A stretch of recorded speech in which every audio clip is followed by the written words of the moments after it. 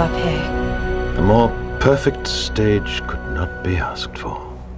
I don't see any instruments. Your powers of observation continue to serve you well. But wait! It is to Madame Justice that I dedicate this concerto in honor of the holiday she seems to have taken from these parts, and in recognition of the impostor that stands in her stead. Tell me, do you know what day it is, Evie? November the 4th. Not anymore.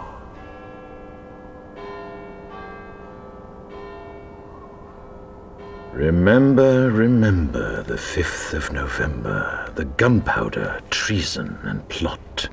I know of no reason why the gunpowder treason should ever be forgot. First, the overture.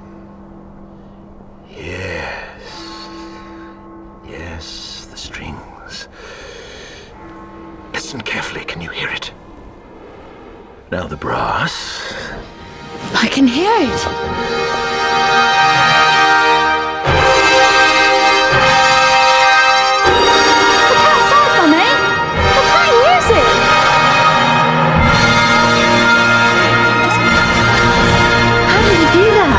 Wait, here comes the crescendo!